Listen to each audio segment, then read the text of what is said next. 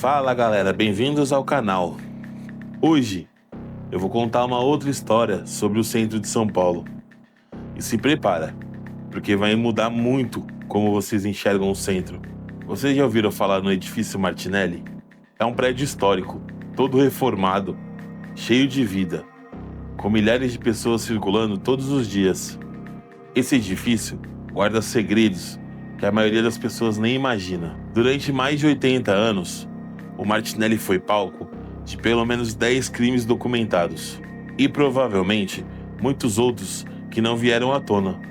Estamos falando de assassinatos brutais, desaparecimentos misteriosos, crimes sexuais chocantes e descobertas macabras que até hoje não foram completamente explicadas. Imagine só, você tá ali passando pela região da Sé, olha para cima e vê aquele arranha-céu imponente. Mas o que você não sabe é que naquelas janelas, naqueles corredores, naqueles elevadores, aconteceram algumas das histórias mais perturbadoras da criminalidade paulista. E eu falo para vocês com propriedade. Eu passei semanas pesquisando arquivos, jornais antigos, boletins de ocorrência e até conversando com pessoas que conheciam as histórias. E o que eu descobri foi além do que eu imaginava. Não são apenas crimes isolados. Existe um padrão, uma sequência, indícios que houvesse até uma organização operando dentro daquele prédio. Então se prepara, porque a história que vocês vão ouvir hoje é real. É documentada, mas é tão absurda que às vezes até parece ficção. E o mais impressionante é que tudo isso ocorreu bem no coração de São Paulo, numa época que a cidade estava crescendo, se organizando, se modernizando e se tornando a metrópole que hoje conhecemos. Se você curte esse tipo de conteúdo, já deixa seu like, ativa o sininho e se inscreva para não perder nenhum dos nossos episódios. Antes de mergulhar nos crimes, vocês precisam entender como era o Martinelli no início. A história começa em 1924, quando o imigrante italiano Giuseppe Martinelli decidiu construir o maior edifício da América Latina. Imaginem só a ambição desse homem. Giuseppe Martinelli chegou ao Brasil ainda criança, em 1888, junto com a família. Começou vendendo verduras de porta em porta. Depois abriu um pequeno comércio, foi crescendo, prosperando, e aí, já rico, já estabelecido, ele teve um sonho megalomaníaco: construir um arranha-céu que colocasse São Paulo no mapa mundial. A construção durou 5 anos. Quando foi inaugurado, em 1929, o Martinelli tinha 105 metros e 25 andares, e era o maior edifício da América Latina. Imaginem vocês o impacto que isso causou. São Paulo ainda era uma cidade provinciana em muitos aspectos, e de repente surge uma estrutura gigantesca, bem no centro. Nos primeiros anos, o Martinelli era sinônimo de modernidade e elegância. Os apartamentos nos andares altos eram disputados pela elite paulistana. Tinha escritórios de grandes empresas e até um cinema no térreo. O próprio Giuseppe Martinelli morava no último andar, numa cobertura luxuosa, onde ele poderia contemplar a cidade que ele ajudou a construir. Mas aí vem a virada da história. Giuseppe Martinelli morre em 1946 e tudo começa a mudar. A família não consegue manter o mesmo padrão de administração. A cidade está crescendo. Surgem prédios mais modernos, mais altos, e o Martinelli, aos poucos, vai perdendo o status de novidade. Nos anos 50, a decadência se acelera. Os inquilinos mais abastados começam a se mudar. Os apartamentos começam a ficar vazios, e é aí que a coisa começa a ficar interessante e assustadora. Famílias pobres começam a ocupar os andares vazios. E eu não estou falando de uma ocupação como a gente conhece hoje, organizada. Era uma ocupação caótica, sem controle, sem segurança. Imaginem, apartamentos que antes abrigavam famílias ricas, hoje divididos em 3, 4 famílias diferentes. Corredores escuros, elevadores quebrados, falta de manutenção. E o mais importante, falta de vigilância. Qualquer um podia entrar no prédio, subir as escadas, entrar nos andares altos, percorrer livremente. Era o ambiente perfeito para quem queria praticar crimes longe da vista da sociedade. Tem uma coisa que chama muita atenção durante as pesquisas. O edifício Martinelli começa a aparecer cada vez mais nas páginas policiais. Primeiro eram crimes menores, furto, briga entre vizinhos, mas aos poucos os crimes foram ficando mais graves, mais elaborados e mais brutais. E tem mais um detalhe que vocês vão achar interessante. Por ser o prédio mais alto da cidade, o Martinelli tinha uma característica importante. Se alguém quisesse desaparecer com alguma pessoa, os andares altos ofereciam isolamento total.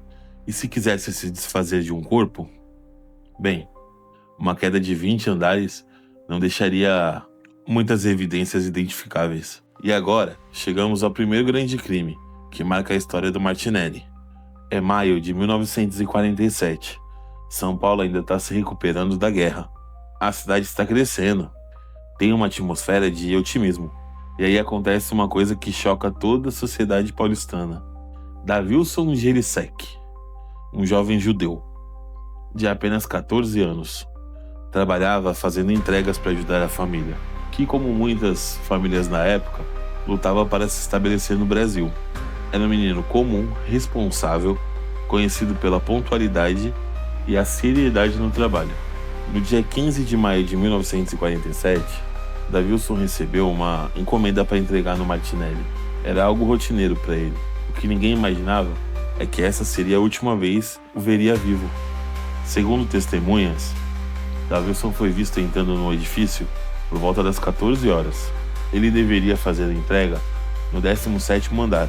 Vários moradores confirmaram que viram ele no corredor, perguntando pela pessoa que deveria receber a encomenda. E depois disso, nada. Davilson simplesmente desapareceu. A família se preocupou quando ele não voltou para casa no horário habitual. Era um menino pontual, nunca se atrasava. No dia seguinte, já em desespero, a família procurou a polícia. Mas vocês já estão cansados de saber como era na época. Um jovem pobre, de família imigrante, e a polícia não dava muita atenção. Foram 3 dias de busca. 3 dias de angústia para a família. De cartazes espalhados pela cidade. De orações na sinagoga. E aí, no 4º dia, veio uma descoberta horrível. O corpo de Davilson foi encontrado no fosso do elevador. Mas não foi uma queda acidental. O laudo médico revelou detalhes que chocou até os investigadores mais experientes. Sinais claros de abuso sexual, tortura prolongada e, por fim, degolamento. O menino havia sofrido horrores antes de morrer. O que mais intrigava os investigadores do crime era a logística. Como Davilson saiu do 17º andar e chegou ao fosso do elevador? Quem teve acesso? Como ninguém viu ou ouviu nada? O Martinelli, mesmo em decadência, ainda tinha muito movimento durante o dia. A investigação se arrastou por meses. Foram ouvidas dezenas de pessoas, vasculhados os apartamentos, investigados vários moradores, mas nunca se chegou a uma conclusão. O caso foi arquivado como crime não esclarecido e a família de Davilson nunca teve justiça. Mas aqui vem algo que talvez seja ainda mais perturbador. Esse não foi um crime isolado. Esse era só o início de uma série de crimes similares que marcou mais de 30 anos da história do edifício Martinelli. 1 ano após a morte de Davilson, acontece outro caso que vai mostrar que o Martinelli havia se tornado um lugar realmente perigoso. E dessa vez, milagrosamente, temos um sobrevivente. Daisy Justo, 28 anos, trabalhava como costureira, morava num bairro próximo ao centro. No dia 23 de março de 1948, ela foi ao Martinelli para uma reunião de trabalho, ou pelo menos era isso que ela acreditava. O que aconteceu depois nunca foi realmente esclarecido, porque Daisy sobreviveu, mas com um traumatismo craniano severo que afetou sua memória. O que sabemos é que ela foi encontrada no 4º andar do prédio, gravemente ferida, mas ainda viva. A princípio, pensaram que ela havia tentado suicídio, mas as evidências não batiam. Daisy havia sido arremessada do 10º andar. Isso foi confirmado por testemunhas que a viram caindo, mas por uma coincidência incrível, ela caiu em cima de uma tela, no 4º andar, que havia sido instalada para uma reforma. Quando Daisy se recuperou parcialmente, ela conseguiu dar algumas informações à polícia. Ela lembrava de ter sido levada a um apartamento vazio, ter sido agredida por mais de uma pessoa, de ter tentado escapar correndo pelo corredor. A última coisa que ela lembrava é de alguém tentando agarrá-la próximo a uma janela. O que me chama a atenção nesse caso é que Daisy era uma vítima ou uma testemunha viva de um padrão criminoso, mas na época o testemunho de uma mulher traumatizada com problemas de memória não teve o peso que deveria ter tido. A investigação foi superficial e o caso foi arquivado. Anos depois, quando outros crimes similares aconteceram, alguns investigadores mais atentos começaram a ver as conexões, mas aí já era tarde demais. As pistas haviam se perdido, as memórias de Daisy nunca se recuperaram completamente. E aí chegamos a um caso que mostra como Martinelli estava sendo usado por pessoas influentes para crimes que jamais seriam tolerados em outro lugar. Miguel Russiano era vereador de São Paulo, homem respeitado, família tradicional, reputação ilibada, pelo menos na aparência. Em setembro de 1948, ele foi flagrado tentando abusar sexualmente de uma empregada doméstica de 17 anos, num apartamento vazio, no 15º andar do edifício Martinelli. O que mais intriga nesse crime é como o vereador tem acesso livre aos apartamentos vazios desse edifício. Isso sugere que havia algum tipo de esquema, uma rede que facilitava o uso dos espaços abandonados para atividades ilícitas. A jovem conseguiu escapar e denunciar o caso. Mas imaginem, o poder de um vereador em 1948. A investigação foi abafada, o caso saiu dos jornais rapidamente e Miguel Russiano continuou exercendo seu cargo normalmente. Esse caso é importante porque estabelece um padrão.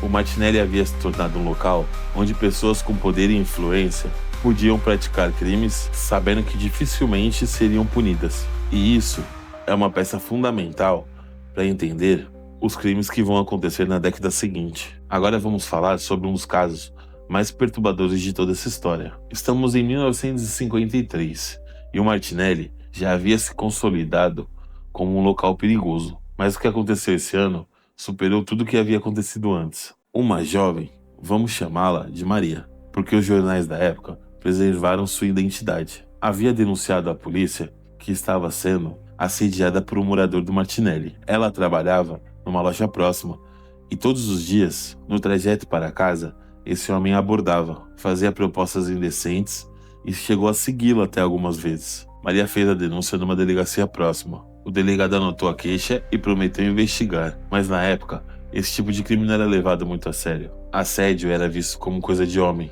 algo que as mulheres deveriam saber lidar sozinha. 3 dias depois da denúncia, Maria sumiu. Ela saiu de casa para trabalhar normalmente, mas nunca voltou. A família procurou a polícia, mas a resposta sempre foi a mesma. Vamos aguardar 48 horas. Às vezes as pessoas viajam sem avisar. Passaram-se os dias, a família estava desesperada, colando cartazes, procurando em hospitais, em necrotérios, e a polícia continuava na mesma. Provavelmente ela fugiu com um namorado, alguma coisa assim. No 10º dia após o desaparecimento, acontece algo incrível. Maria aparece andando pelas ruas do centro, completamente transtornada, suja, machucada, em estado de choque profundo. Quando ela conseguiu se recuperar o suficiente para poder falar, contou uma história que parecia ter saído de um filme de terror de Hollywood. Ela havia sido sequestrada na porta do trabalho, levada ao Martinelli e mantida em cativeiro num apartamento por 10 dias. Mas aqui é a parte mais chocante. Durante 10 dias, ninguém percebeu que havia alguém em cativeiro no edifício. Maria contou que gritou, tentou chamar a atenção, mas ninguém a ouviu. Ou melhor, ninguém quis ouvir. Ela descreveu detalhes horríveis. Foi abusada repetidamente, espancada quando tentava resistir, alimentada precariamente e o mais perturbador, não foi apenas uma pessoa. Ela falou que pelo menos 3 homens o abusaram durante esses 10 dias. A investigação que se seguiu foi um desastre. Quando a polícia foi investigar o apartamento que Maria indicou, o local estava completamente limpo, como se nunca tivesse sido usado. Não havia impressão digital, não havia evidência física, nada. Tem mais uma coisa que me deixa incomodado. Durante os 10 dias que Maria esteve desaparecida, outras pessoas também relataram ter visto uma mulher gritando por socorro em andares altos no edifício, mas ninguém chamou a polícia. O edifício havia se tornado um lugar tão associado a coisas ruins que as pessoas simplesmente ignoravam. Esse caso marca um ponto de virada na história do edifício. Não estamos mais falando de crimes isolados e impulsivos. Estamos falando de crimes organizados, planejados, com múltiplos participantes e logística elaborada. No mesmo ano de sequestro de Maria, acontece outro caso, que levanta questões perturbadoras. O que realmente estava acontecendo dentro do Martinelli? Elizabeth Guntler, 47 anos, era uma mulher de classe média que trabalhava como secretária numa empresa do centro. Em outubro de 1953, ela recebeu o diagnóstico de câncer terminal.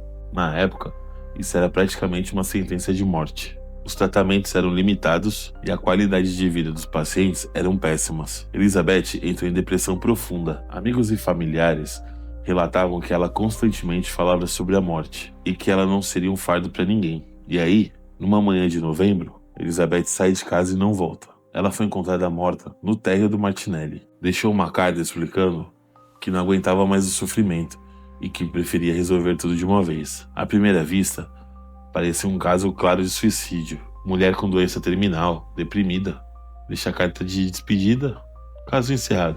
Mas algumas coisas não batiam. Primeiro, por que o Martinelli? Elizabeth não tinha nenhuma ligação com o edifício. Não conhecia ninguém que morava lá. Nunca tinha trabalhado lá. Por que ela escolheria o edifício como local? Segundo, a carta. Era uma carta genérica, sem detalhes pessoais, sem menções específicas à família, a amigos. Parecia quase profissional demais. Terceiro, testemunhas relataram ter visto Elizabeth na companhia de um homem mais velho no edifício. Ela não subiu sozinha ao 8º andar. Quando a família questionou esses pontos, a polícia foi enfática. Suicídio. Caso encerrado. Não houve uma investigação mais aprofundada. Mas aí que vem. Elizabeth havia feito uma denúncia anônima 2 semanas antes de morrer sobre atividades suspeitas no Martinelli. A denúncia foi descartada porque não haviam elementos específicos. Coincidência? Talvez. Mas considerando tudo o que estava acontecendo no edifício naquela época, me pergunto, será que ela não sabia algo que não deveria? O que fica claro nos casos dos anos 50 é que havia uma escalada na violência e na organização dos crimes. Não estamos mais falando de crimes isolados. Há indícios claros que operava no Martinelli uma rede criminosa com múltiplos participantes, acesso privilegiado aos apartamentos vazios e capacidade de eliminar evidências. E o mais assustador é que aparentemente essa rede tinha proteção. Como explicar que crimes tão elaborados com tantas evidências nunca resultaram em prisões ou condenações? Como explicar que testemunhas sumiam ou mudavam suas versões? Como explicar que investigações sistematicamente arquivadas sem conclusão? A resposta que emerge dos documentos é perturbadora. Havia corrupção, havia proteção política, havia um sistema que permitiam que esses crimes acontecessem impunemente. Se nos anos 50 foram o período de consolidação da atividade criminosa no Martinelli, os anos 60 foram o auge da brutalidade. E de todos os casos que eu vou contar para vocês hoje, esse é o mais chocante, o mais brutal e o que mais evidências deixou que havia algo muito maior acontecendo naquele edifício. Neide Rosa de Souza tinha 17 anos e era uma típica jovem dos anos 60. Trabalhava durante o dia numa loja de roupas, estudava durante a noite e sonhava em ser professora. Vinha de uma família simples, mas estruturada, que fazia de tudo para dar oportunidade de estudos para os filhos. No sábado, 13 de março de 1965, Neide foi a um baile no centro de São Paulo. Era comum na época os jovens se encontrarem no baile de final de semana. Era a forma de socialização da juventude na época. Neide havia avisado que voltaria por volta de meia-noite, como sempre fazia. Mas meia-noite chegou e Neide não voltou. 1, 2, 3 horas da manhã e nada. Os pais começaram a ficar preocupados. Às 6 da manhã, já completamente desesperados, foram ao local do baile, conversaram com organizadores e com pessoas que ainda estavam por lá. Todo mundo confirmou. Neide havia estado no baile, dançado, se divertido.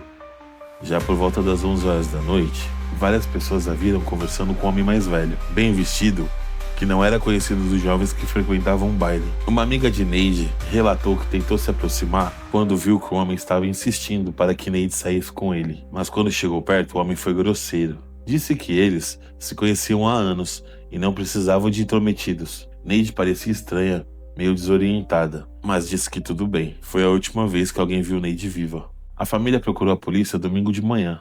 Diferente de outros casos que eu contei antes, a polícia levou a sério desde o início. Neide era menor de idade, família conhecida na vizinhança, e tinha testemunhas que viram ela saindo do baile. As buscas começaram imediatamente.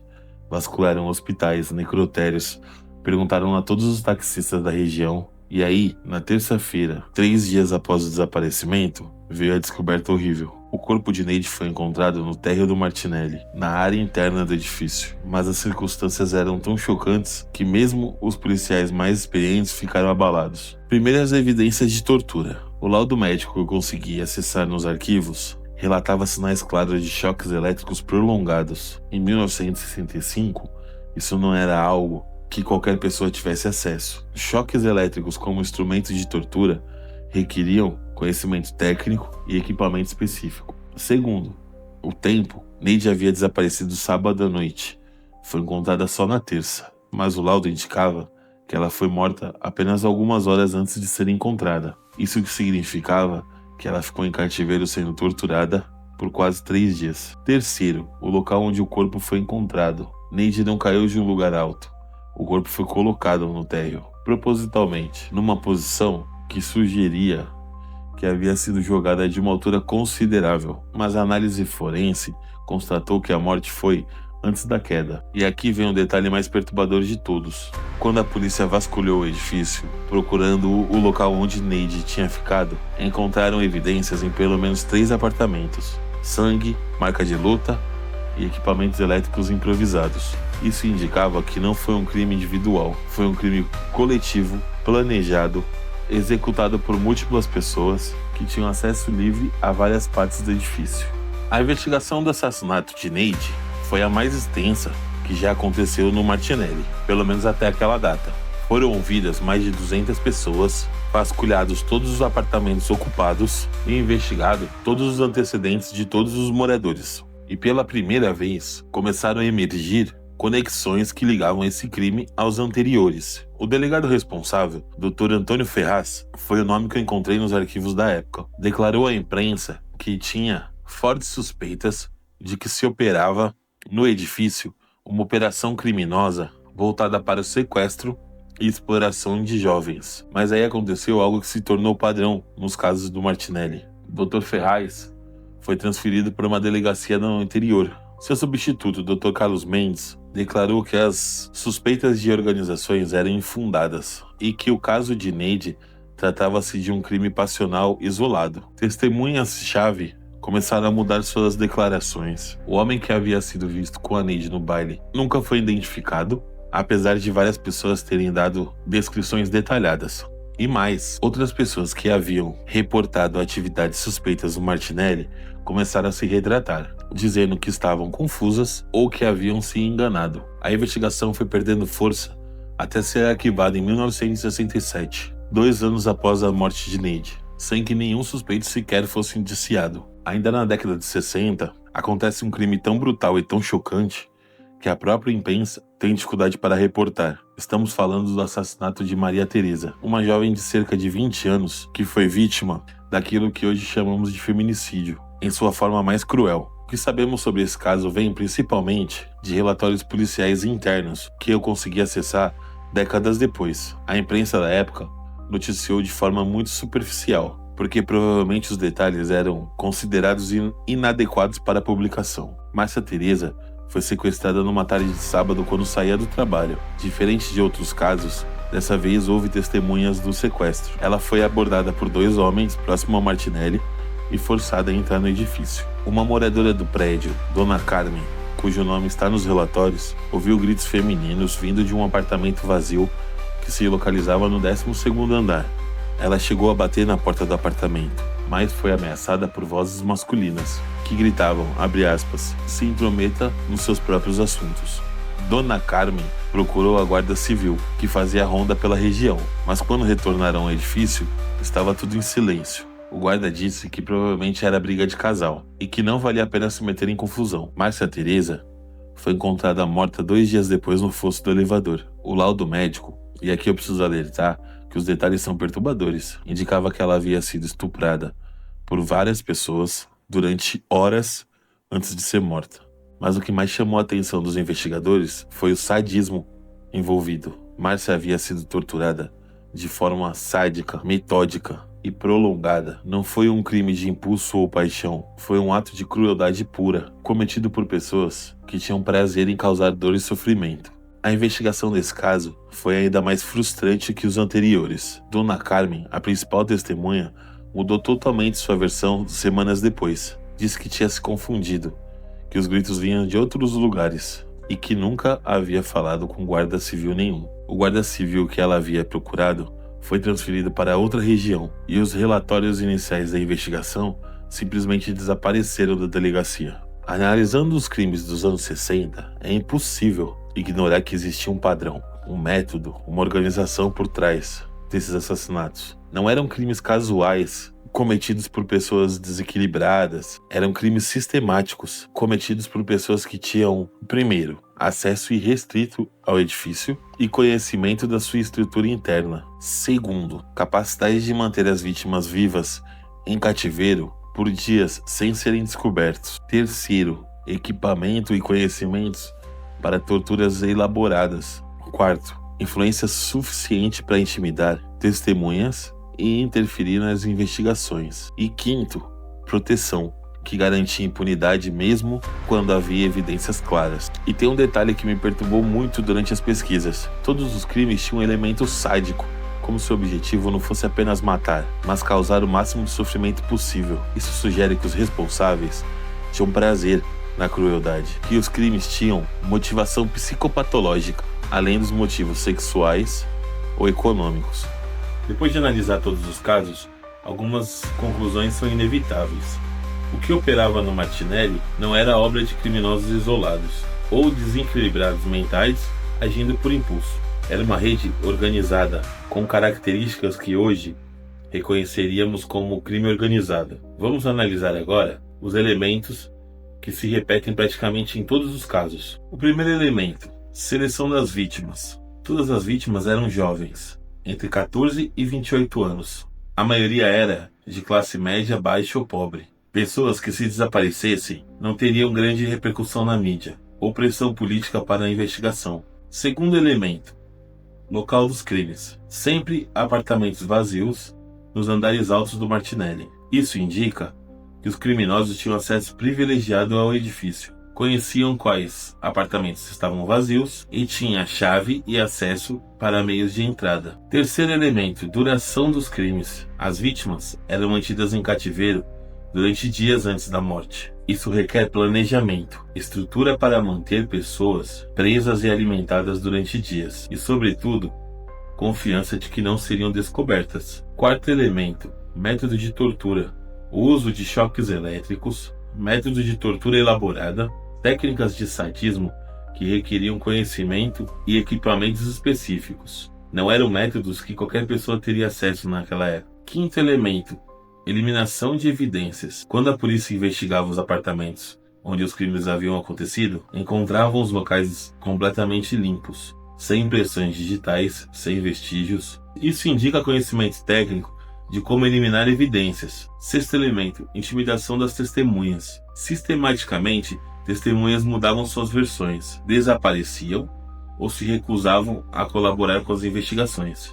Isso só é possível quando se há capacidade real de intimidação ou retaliação. Com base nesses elementos, podemos traçar um perfil dos responsáveis por esses crimes. Eram pessoas com influência social e política suficiente para interferir em investigações policiais. Tinham recursos financeiros para manter uma operação complexa. Possuíam conhecimento técnico tanto para a prática de tortura quanto para a eliminação de evidências. Tinham acesso privilegiado a Martinelli, sugerindo que eram proprietários, tinham ligação com quem controlava o edifício.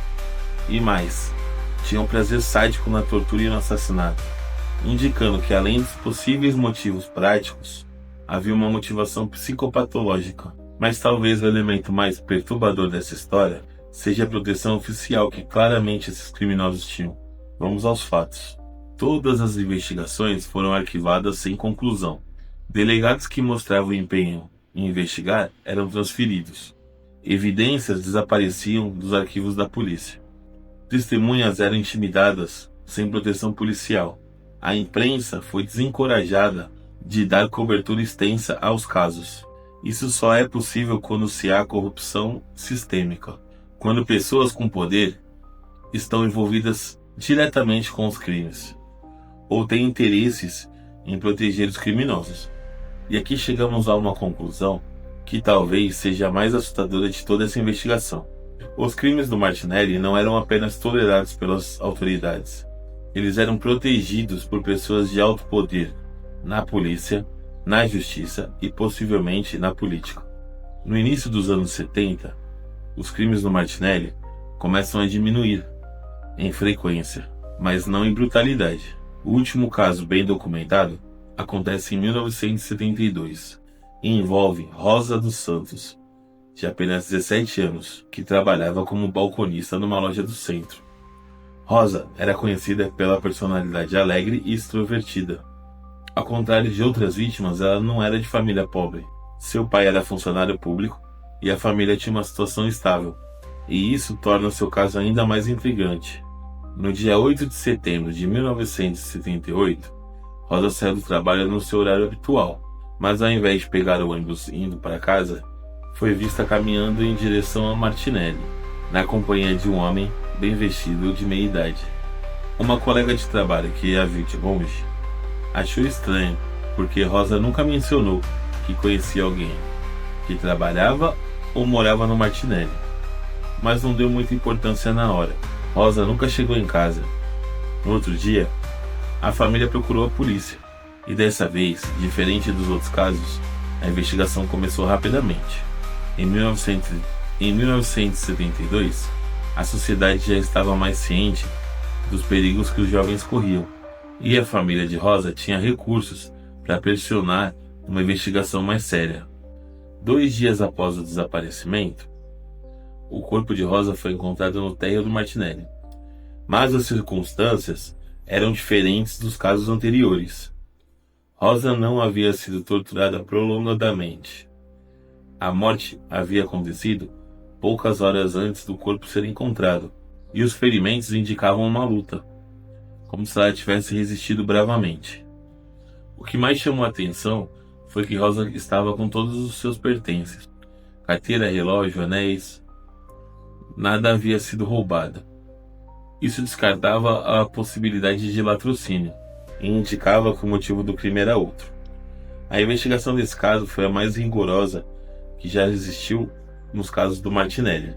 O delegado responsável, consciente do histórico do edifício, determinou que fossem vasculhados todos os apartamentos, ocupados ou vazios. E foi durante essa busca que se fez uma descoberta que mudaria completamente a compreensão sobre a extensão dos crimes do Martinelli. Em 1975, 3 anos após a morte da Rosa, o edifício passou por uma grande reforma. O objetivo era revitalizar o Martinelli e acabar de uma vez com todas com sua fama de local perigoso. A Prefeitura de São Paulo havia tomado conta do edifício e estava investindo pesado na obra.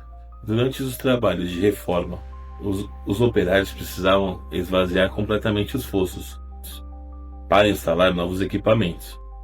E aí aconteceu a descoberta mais macabra de toda essa história. No fosso do elevador principal foram descobertas ossadas humanas. Não eram restos apenas de uma pessoa, eram ossadas de múltiplas pessoas com diferentes tempos de decomposição. A polícia técnica foi chamada para analisar os restos. O laudo preliminar indicou que pelo menos 5 ossadas de pessoas diferentes estavam ali, todas jovens, com idades entre 15 e 30 anos. Alguns dos ossos mostravam sinais de violência, fraturas que não eram compatíveis com um acidente ou suicídio. Mas o mais chocante foi a datação. Algumas ossadas eram muito antigas, possivelmente da década de 40. Outras eram mais recentes, dos anos 60. E havia pelo menos um conjunto de ossos que parecia ser dos anos 70. Isso significava que os crimes documentados que conseguimos rastrear era só a ponta do iceberg. Quantas pessoas realmente morreram no Martinelli? Quantos jovens desapareceram de suas famílias sem que conseguissem ligar ao Martinelli? A descoberta das ossadas deveria ter resultado numa grande investigação, numa força-tarefa para esclarecer décadas de crime. Mas não foi isso que aconteceu. O caso das ossadas foi tratado pela polícia como restos históricos de suicídios antigos. Não houve tentativa de identificação das vítimas através de registros de desaparecimentos. Não houve cruzamento com os casos não resolvidos. Não houve investigação de como tantas pessoas conseguiram morrer no mesmo lugar. durante anos. As ossadas foram enterradas em um cemitério público, como vítimas não identificadas, e o assunto foi arquivado.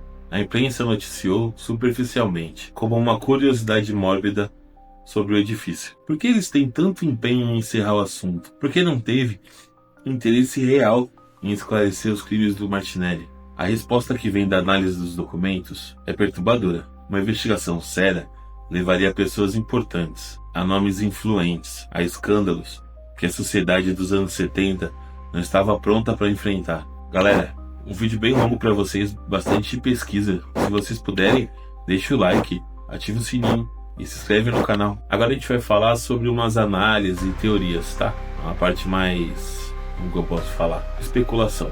Analisando todos os elementos que eu consegui nessa pesquisa, a primeira teoria que emerge é que o Martinelli abrigava uma rede de exploração sexual. Vamos aos indícios dessa teoria. Primeiro é o perfil das vítimas. Todas eram jovens, muitas de famílias pobres ou de baixa renda, pessoas que não teriam grande poder de investigação caso desaparecessem. Isso é típico de rede de exploração sexual. Eles escolhem vítimas vulneráveis.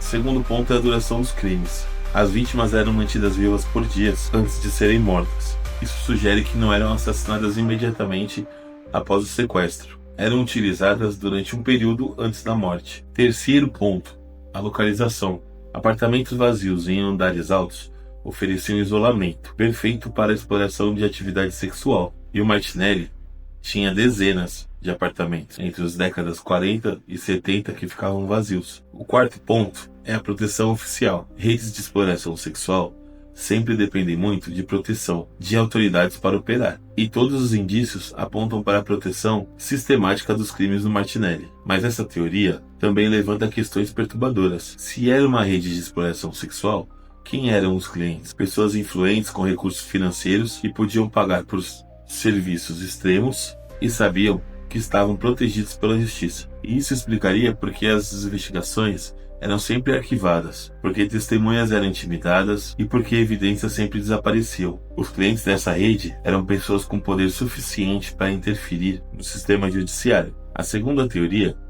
é que os crimes foram cometidos por um serial killer ou uma pequena rede de serial killers que tinham proteção oficial, seja por eles mesmos serem pessoas influentes ou terem conexões com pessoas influentes. E os indícios que sustentam isso são: primeiro, o padrão sádico. Todos os crimes envolviam tortura prolongada, sadismo extremo, prazer evidente na crueldade, e isso é típico de serial killer. Segundo ponto é a evolução dos métodos. Os crimes foram ficando mais elaborados, mais cruéis ao longo dos anos, como se os assassinos fossem aperfeiçoando suas técnicas. Terceiro ponto, a constância temporal. Os crimes aconteceram durante décadas, o que sugere que eram cometidos pelas mesmas pessoas, ou pelo mesmo grupo ao longo do tempo. Quarto ponto é o conhecimento técnico. O uso de choques elétricos, técnicas de torturas elaboradas, métodos de eliminação de evidências forenses. Tudo isso sugere pessoas com conhecimento específico, possivelmente com formação técnica ou médica.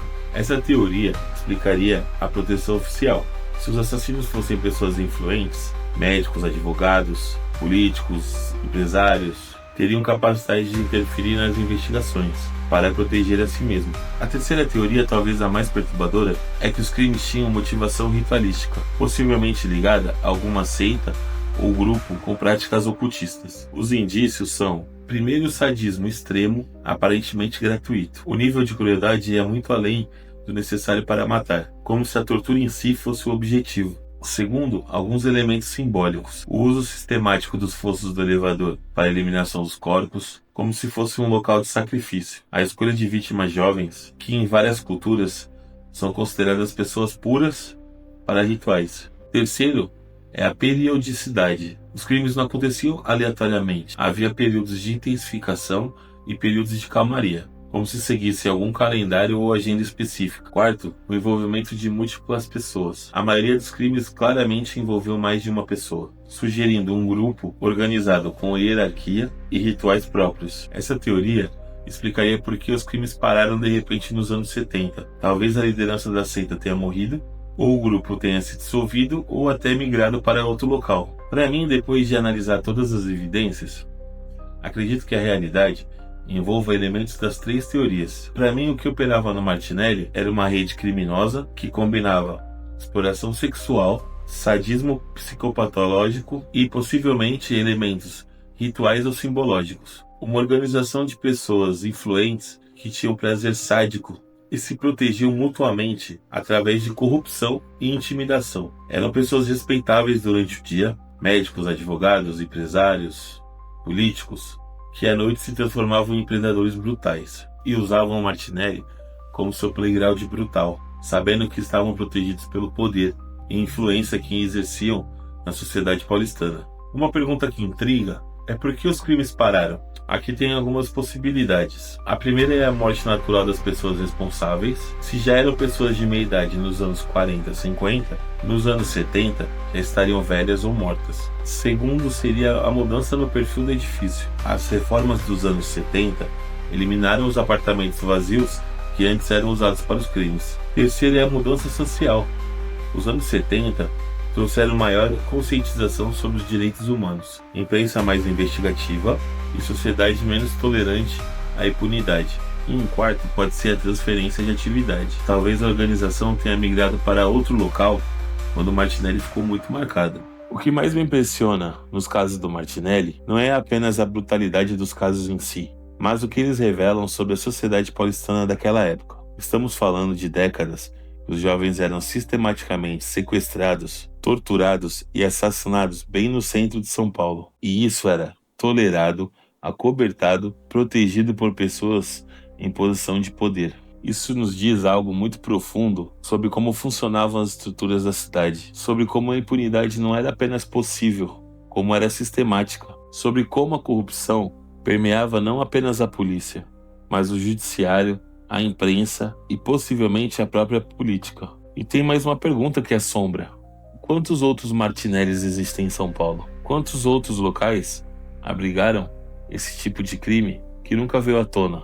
Os crimes do Martinelli eram únicos e isolados ou eram parte de um padrão mais amplo de impunidade e corrupção? Outra coisa que me incomoda é pensar na família das vítimas. Imagine a dor de perder um filho, uma filha, de uma forma tão brutal. E ainda por cima, nunca ter justiça, nunca saber exatamente o que aconteceu, nunca poder processar adequadamente o luto.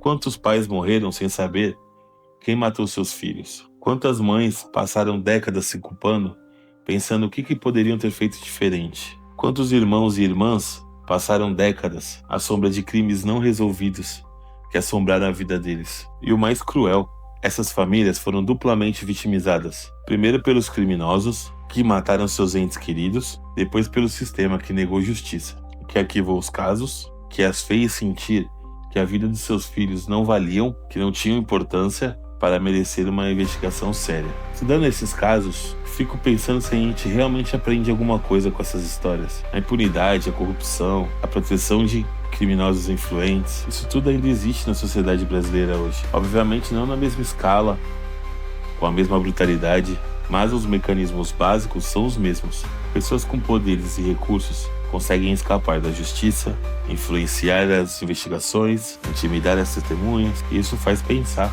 quantos crimes horríveis estão acontecendo agora, nesse momento, protegidos pelo mesmo mecanismo que protegeu os assassinos do Martinelli. Quantas vítimas estão sendo silenciadas pelos mesmos sistemas de corrupção e intimidação. Hoje, quando a gente olha para o Martinelli revitalizado, bonito, cheio de vida, é fácil esquecer sua história sombria. E talvez isso seja até necessário para a cidade poder seguir em frente. Mas acredito que é importante lembrar, não para alimentar uma mórbida curiosidade, ou para demonizar um local que hoje é símbolo de renovação urbana, mas para entender como chegamos onde estamos hoje, para reconhecer os padrões que se repetem na história, para nos mantermos vigilantes contra os mesmos mecanismos que aconteceram e permitiram aqueles horrores. O Martinelli de hoje é uma vitória da civilização contra a barbárie, mas essa vitória só é completa quando reconhecermos a barbárie que existiu e fazemos o máximo para que nunca se repita. Depois de toda essa investigação, a pergunta que mais me incomoda não é quem foram os responsáveis, embora isso também seja importante. A pergunta que me incomoda é como isso foi possível. Como uma sociedade permite que durante décadas jovens sejam sistematicamente sequestrados, torturados, assassinados bem na rua do seu centro da cidade. Como isso é não apenas tolerado, mas ativamente protegido por pessoas em posições de autoridade. E a pergunta mais perturbadora: estamos protegidos sobre isso hoje? Os mecanismos que permitiram os crimes do Martinelli, corrupção, impunidade, proteção de criminosos influentes, ainda existem na nossa sociedade. Talvez de forma menos explícita, mas ainda existem. Eu escolhi falar dessa história não por uma mórbida fascinação por esses crimes, mas porque acredito que histórias como essa precisam ser contadas, precisam ser lembradas e precisam ser analisadas. Não podemos mudar o passado, não podemos trazer de volta Davison, Neide, Rosa, Maria e todas as outras vítimas cujos nomes talvez nunca saibamos. Não podemos também dar às famílias a justiça que lhe foi negadas, mas podemos aprender, podemos estar vigilantes, podemos reconhecer os sinais quando padrões similares começam a emergir. E é isso, galera. Assim finalizo mais um vídeo. Talvez esse seja o mais longo que eu já vou ter feito. Espero que você tenha gostado. Se você curtiu, deixa seu like, se inscreva no canal, ativa o sininho para você não perder nenhum episódio. Demorou um pouquinho para sair esse aí porque eu fiquei doente, mas estamos de volta. Eu te vejo no próximo capítulo.